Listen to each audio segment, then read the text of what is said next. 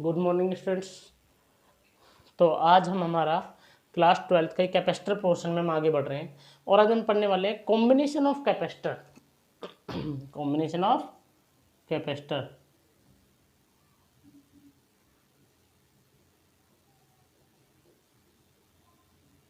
Combination of capacitor यानी कि संधारित्रों का संयोजन।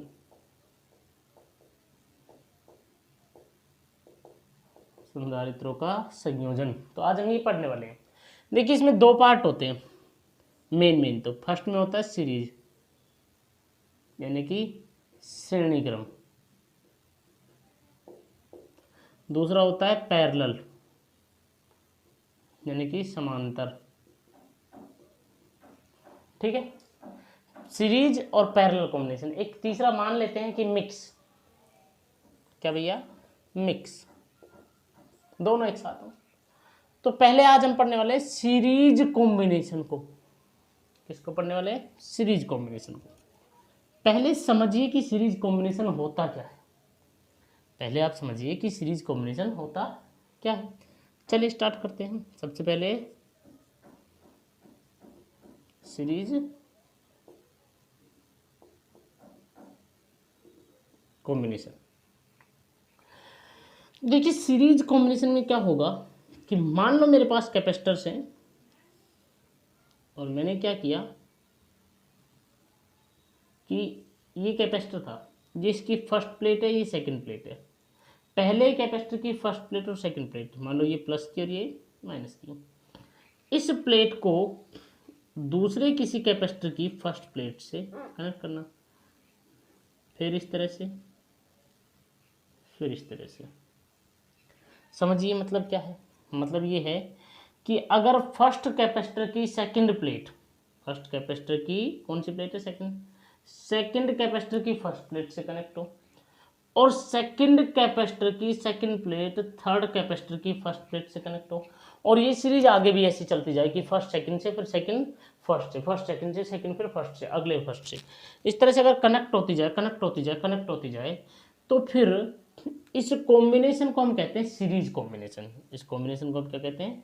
Series combination. मान लो और ये हमने बैटरी से कनेक्ट कर दिया,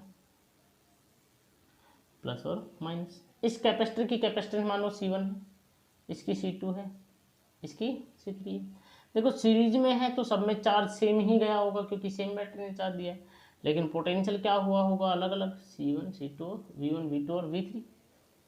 हम क्या चाहते हैं कि इन तीनों कैपेसिटर को हटा दें और एक ही कैपेसिटर लगा दें जो इन सब के बराबर काम करे, जिसकी कैपेसिटेंस होगी CS के बराबर।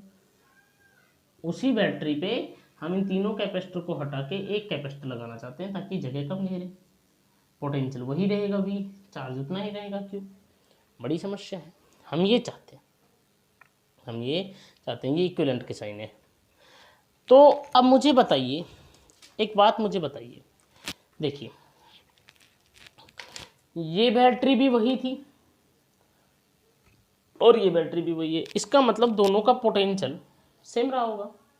मतलब ये V, मान ले बैटरी ने V पोटेंशियल दिया, तो ये तीनों का पोटेंशियल अलग अलग इस बैटरी के कुल पोटेंशियल के बराबर होगा कि नहीं होगा? बिल्कुल होगा। मतलब V बराबर होना चाहिए V1 plus V2 plus V3। मतलब बैटरी अगर 10 वोल्ट की है तो 10 वोल्ट ही तो इन सब का पोटेंशियल होना चाहिए, नेट पोटेंशियल जो आना चाहिए, क्योंकि बैटरी ने तो इन सबको पोटेंशियल दिया है तो उतना ही तो पोटेंशियल होगा जितना बैटरी के पास है। बोलो क्लियर है? अब मुझे बताइए कि कैपेसिटेंस का फॉर्मूला आप लोग जानते हैं। कैपेसिटेंस का फॉर्मूला आप लोग जानते हैं। क्या है कैपेसिटेंस का फॉर्मूला? कि भाई C बराबर जो होता है ना वो Q/V होता है। तो सर अगर यहाँ से मैं V की वैल्यू निकालना चाहूँ तो सर Q/C लिखा जाना चाहिए। तो मैं अगर बात करूँ फॉर फर्स्ट कैपेसिटर, तो फर्स्ट कैपेसिटर की कैपेसिटेंस कितनी है मुझे बता दीजिए? C1। और पोटेंशियल कितना है? V1 है। तो क्या सर V1 को लिखा जा सकता है Q/C1? क्योंकि चार्ज तो तीनों में सेम है, लेकिन क्या अलग है? कैपेसिटेंस ही तो अलग है। अगर इसी तरह से मैं बात करूं फॉर सेकंड कैपेसिटर, तो मुझे बता दीजिए सेकंड कैपेसिटर के लिए क्या लिखा जाना चाहिए? Q/C2। और इसी तरह से एज सेम अगर मैं लिखना चाहूं तो क्या मैं V3 को भी लिख सकता हूं कि Q/C3 होगा? क्लियर है सर? क्योंकि भाई V बराबर V1 plus V2 plus V3 था और कैपेसिटर की डेफिनेशन के अकॉर्डिंग पोटेंशियल जो है वो Q/C होना चाहिए। फर्स्ट कैपेसिटर को जब हमने देखा तो फर्स्ट कैपेसिटर पे पोटेंशियल था V1 और चार्ज था Q और कैपेसिटेंस थी C1, तो क्या हो जाएगा Q/C1। एक बात ध्यान रखेंगे कि सीरीज में चार्ज सेम रहेगा, सीरीज में चार्ज सेम, क्योंकि एक ही तो रास्ता है, जितना चार्ज यहाँ से जाएगा उतना ही। तो समझाता हूँ थोड़ा सा, आपको अच्छे समझ में आ जाएगा। मान लो समझाता हूँ, देखिए कैपेसिटर पे चार्ज कैसे आता है, इंडक्शन की वजह से। मान लो यहाँ से प्लस का 5 कूलम चार्ज दिया, तो इस पर याद करो मैंने क्या कहा था, दोनों प्लेटों पे सेम चार्ज होगा, एक पर प्लस का एक पर माइनस का। इस पर -5 आएगा, इस पर -5, तो इस पर ऑटोमेटिक प्लस का 5 आना चाहिए। इस पर क्या आना चाहिए -5, इस पर क्या आना चाहिए +5, इस पर क्या आना चाहिए -5, क्योंकि मैंने क्या कहा था किसी भी कैपेसिटर का नेट चार्ज, चाहे कैपेसिटर हो और चाहे कॉम्बिनेशन हो, चाहे कैपेसिटर हो चाहे कॉम्बिनेशन हो, नेट चार्ज हमेशा 0 होना चाहिए। नेट चार्ज हमेशा क्या होना चाहिए? 0 होना चाहिए। नेट चार्ज 0 रहेगा। बोलो क्लियर है? बहुत अच्छी बात है। तो V3 बराबर में Q/ कितना? C3। अब मैं इन सबकी वैल्यू उठा के इसको इक्वेशन फर्स्ट और इन सबको मैं इक्वेशन सेकंड अगर मैं कह देता हूँ तो फिर क्या होगा? V बराबर में Q/C1 plus Q/C2 plus Q/C3। अब अगर मैं इक्विवेलेंट सर्किट से बात करूं, अगर मैं इक्विवेलेंट सर्किट से अगर मैं बात करूं कि इक्विवेलेंट सर्किट क्या कहता है, तो इक्विवेलेंट सर्किट की अगर मैं बात करूं इस इक्विवेलेंट सर्किट से, तो फ्रॉम इक्विवेलेंट सर्किट, तो फ्रॉम इक्विवेलेंट सर्किट क्या होगा मुझे बता दीजिए। फ्रॉम इक्विवेलेंट सर्किट से अगर मैं बात करूं तो मुझे बताइए कि इक्विवेलेंट सर्किट से V क्या लिखा जा सकता है? Q/CS लिखा जा सकता है, नहीं लिखा जा सकता है? Q/CS लिखा जा सकता है। तो मैंने उठा के यहाँ पे वैल्यू को पुट किया, तो देखिए मेरे पास, मैं यहाँ पुट कर देता हूँ क्योंकि वहाँ पे थोड़ा फ्लैश आ रहा होगा, आप लोगों को दिख नहीं रहा होगा, यहाँ देख देता हूँ। तो देखिए मेरे पास क्या निकल के आया, मेरे पास निकल के आया कि Q/CS बराबर Q/C1 plus Q/C2 plus Q/C3। Q common लूंगा तो Q कट जाएगा, नहीं कट जाएगा? Q कॉमन लूंगा तो सबका Q कट जाएगा, Q इधर से कॉमन लूंगा तो इधर से Q से, तो 1/CS बराबर कितना आ रहा मुझे बता दीजिए? 1/C1 plus 1/C2 plus 1/C3। बोलो क्लियर? मतलब ये कि मेरे पास जो आंसर आ रहा है इक्विवेलेंट कैपेसिटेंस का, वो क्या आ रहा है? वो मेरे पास जो आंसर आ रहा है वो ये आ रहा है। अब यहीं से डेफिनेशन निकालेंगे कि भैया 1/CS बराबर आ रहा है 1/C1 plus 1/C2 plus 1/C3। मुझे बता दीजिए CS क्या है? इक्विवेलेंट कैपेसिटेंस है कि नहीं? C1 क्या है? पहले कैपेसिटर की कैपेसिटेंस। C2 क्या है? दूसरे कैपेसिटर की। C3 क्या है? तीसरे कैपेसिटर की। क्या है? तीनों सर्किट में जुड़े थे। और क्या ये 1 के अपॉन में है? और जब 1 के अपॉन में है, कोई भी चीज़ 1 के अपॉन में होती है तो उसे क्या कहते हैं? इनवर्स। क्या कहते हैं? इनवर्स। तो मतलब क्या हुआ? द इक्वल, ध्यान सुना, इन सीरीज कॉम्बिनेशन,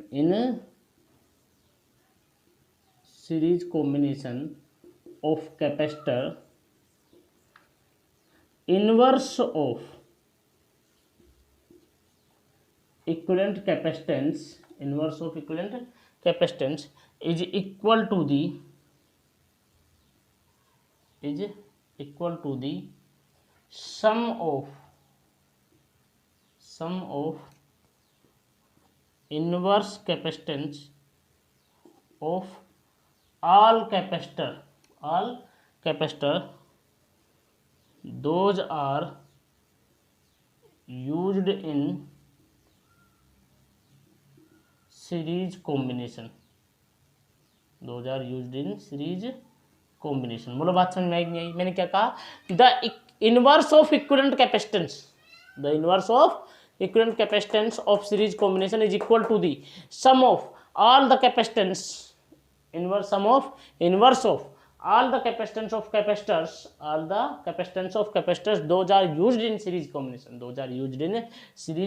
मैंने क्या कहा कि इनवर्स, जो इक्विवेलेंट कैपेसिटेंस का जो इनवर्स है वो सर्किट में जितने भी कैपेसिटर जो यूज हुए हैं उन सब की कैपेसिटेंस के इनवर्स के सम के बराबर होता है। इनवर्स के सम के बराबर होता है। बोलो डेफिनेशन समझ में आई कि नहीं आई? अगर आपसे कोई पूछ ले कि भाई मुझे सीरीज कॉम्बिनेशन के इक्विवेलेंट कैपेसिटर की डेफिनेशन दो, तो क्या डेफिनेशन होगी? It is the equal to the inverse of all the capacitance of all the capacitors those are used in the series combination।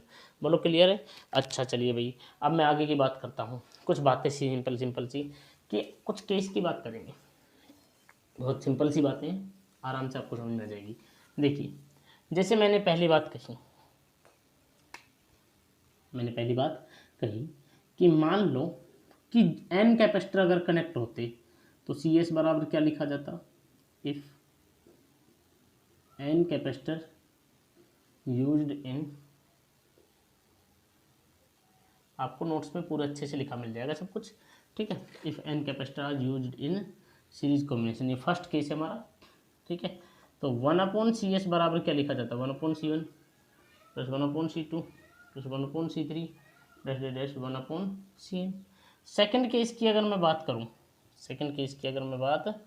तो सेकंड केस क्या होगा कि अगर सबकी कैपेसिटेंस सेम होती, if n capacitor have same capacitance, अगर सबके पास same capacitance होती तो 1/CS बराबर 1/C plus 1/C plus 1/C plus dash इस तरह से n टाइम तक चलता। तो क्या होता समझ, थोड़ा यहाँ समझाता हूँ। मुझे बताइए, अगर मान लो दो ही कैपेसिटर होते तो क्या होता? 1/C प्लस 1/C कितना होता? यानी कि मेरे पास आता 2/C, आता कि नहीं आता सी एलसीएम? तो 1/CS बराबर 2/C, तो CS बराबर क्या था? C/2। अगर 3 कैपेसिटर होते तो C/3, 4 कैपेसिटर होते तो C/4, 10 कैपेसिटर होते तो कितने भैया?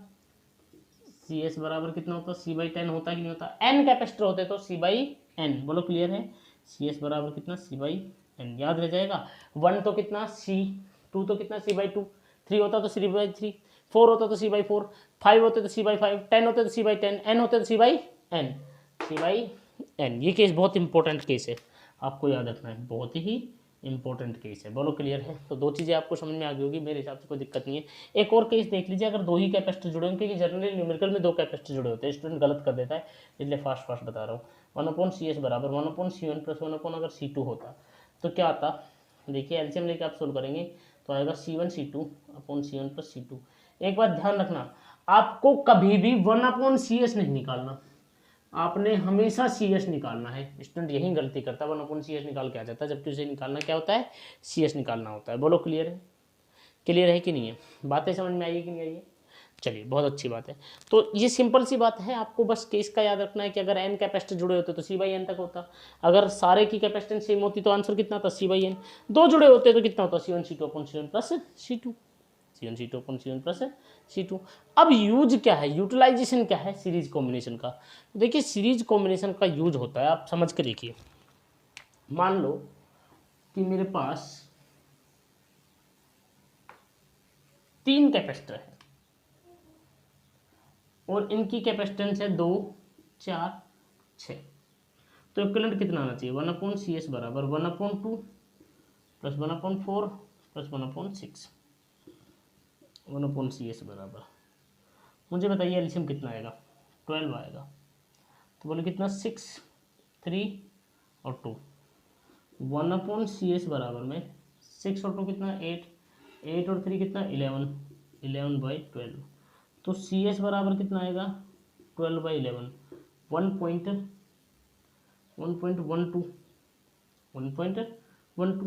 देखिए, मेरे पास मिनिमम कैपेसिटेंस कितनी थी? 2 माइक्रोफैरड, और अब मिली कितनी इक्विवेलेंट में? 1.12 माइक्रोफैरड। मतलब कि पहले 2 थी, मिनिमम कितनी थी? 2। अब जो रिजल्ट आया है ना इक्विवेलेंट, वो उससे भी कम आया है, वो उससे भी क्या है? कम आया है। हमने मिनिमम से मिनिमम कैपेसिटेंस यूज की, लेकिन रिजल्टेंट में हमें क्या मिली? और भी ज़्यादा कम मिली। मिली कि नहीं मिली? तो रियलिटी में इसका यूज कब होता है? इसका यूज होता है कि मान लो मेरे पास हाई पोटेंशियल है। कैसा पोटेंशियल है? हाई पोटेंशियल है, और मुझे लोअर कैपेसिटेंस यूज करनी है, लो कैपेसिटेंस चाहिए, तो मैं किस कॉम्बिनेशन को यूज करूंगा, सीरीज को यूज करूंगा, सीरीज को यूज करूंगा। क्यों यूज करूंगा, मान लो मैं 1.12 का ही एक कैपेसिटर जी ले लेता और उसको मैं इतनी हाई पोटेंशियल देता, मान लो 50 वोल्ट की हाई पोटेंशियल देता, तो कैपेसिटर क्या हो जाता, खराब हो जाता, जल जाता, जल जाता नहीं जल जाता। तो मैंने क्या किया, मैंने 3 कैपेसिटर यूज कर लिए, 2, 4 और 6। उससे क्या प्रॉफिट हुआ कि 50 वोल्ट था ना, वो 50 वोल्ट वो क्या हुआ, वो 3 पार्ट में डिवाइड हो गया, तीनों को अलग अलग पोटेंशियल मिला, इसको V1 मिला, इसको V2 मिला और इसको V3 मिला। देखिए पोटेंशियल डिस्ट्रीब्यूट हो गया और कैपेसिटेंस भी कितनी मिल गई, 1.12 ही मिल गई।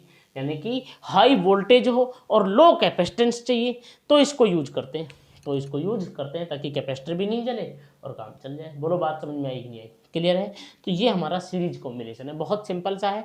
आज हमने सीरीज कॉम्बिनेशन किया, कल हम पैरेलल, उसके बाद हम इस पर अच्छे अच्छे न्यूमेरिकल करेंगे। कल एक बार फिर से रिवीजन करा देंगे सीरीज कॉम्बिनेशन का और अच्छे से करा देंगे एक बार और, ताकि आपको अच्छे दिमाग में आ जाए। पैरेलल से पहले फिर 10 मिनट में इसको एक बार फिर से रिवाइज करा देंगे। ठीक है भैया, कोई समस्या नहीं है। एक आप लोग सनी हिल स्कूल वाले और लॉर्ड कृष्णा वाले, आप लोग होमवर्क नहीं भेज रहे हो, बिल्कुल भी होमवर्क भेजना जरूरी है, मस्ट है। आप आज अगर जो कुछ भी पढ़ा रहा हूँ उसे रफ में कम से कम एक बार अपने हाथों से करा तो करा करो, करोगे तभी तो आएगा। नोट्स आपको मिल जाते हैं, उससे मतलब नहीं है, आपको एक बार करके मुझे सेंड करना है। और अब तक का जितना भी वर्क है, जितना भी आपने वर्क किया अब तक का फिजिक्स में, वो सारा वर्क आपने सेंड करना है, पोटेंशियल से लेकर के, पोटेंशियल वाले चैप्टर से और कैपेसिटर तक का आपने सारा वर्क मुझे सेंड करना है आज। ठीक है।